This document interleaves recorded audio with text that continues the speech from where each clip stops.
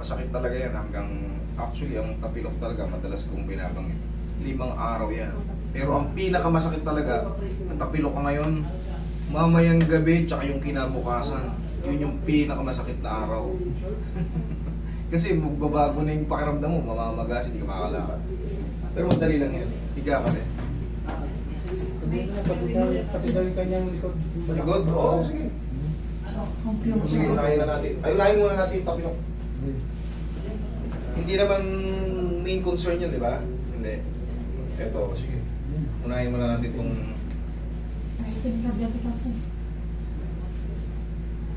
Ayan, magang-maga, oh. Magaling na yung medyas mo. Ubi halaya. Sige. Normal lang yan. Alam mo, halos kalahati lang. Pero that is 2 days. Kaya medyo gaganon yan. Oo. May ilaw. Parang yung ilaw na nagwa-warning na ano. Eh kasi ako pag pinatagal yan, mas mahirap na hilutin yun, magkakalam. Yun.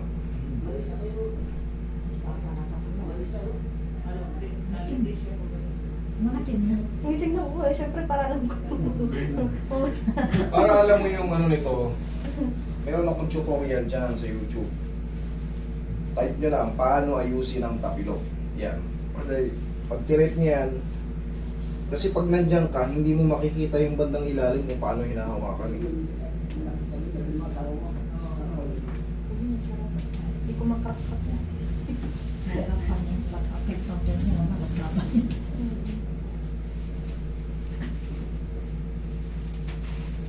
Relax lang.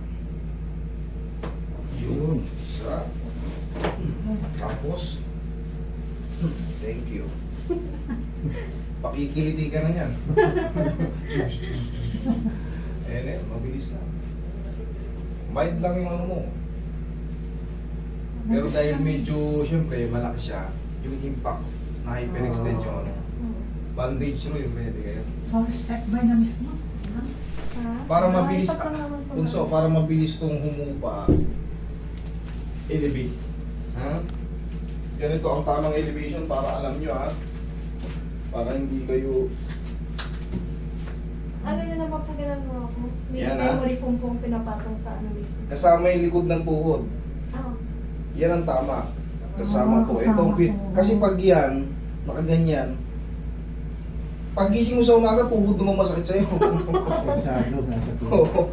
Kaya, dinedepensa natin pati tuhod. Tapos, hapos-hapos lang ang pagmamahal. Hindi na kailangan masaktan.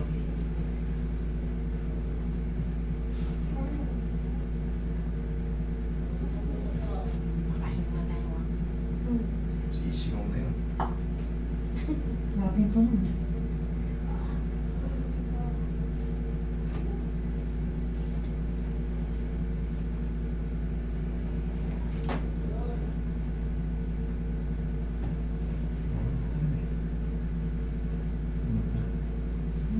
Ano ba, maitim na.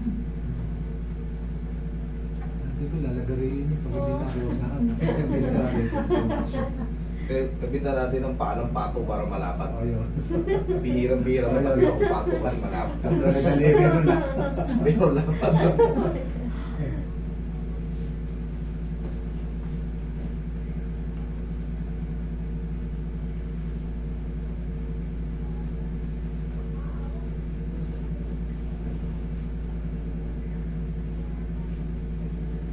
Ito lang mga piniti sa pa.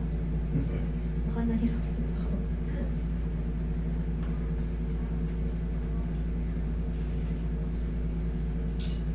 After maligo, haplos ng pao, tapos bandage ulit.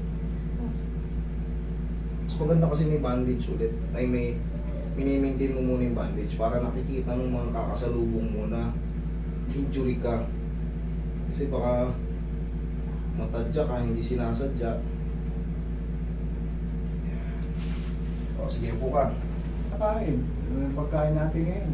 Yung susunod sa kanya, kakwento ako. Galing Europe, Card River.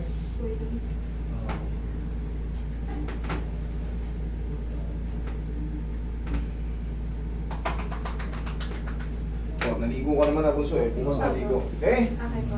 O. Tapos yan, elevate. After maligo, yun lang. 1 week lang yan, wala na yan. Okay.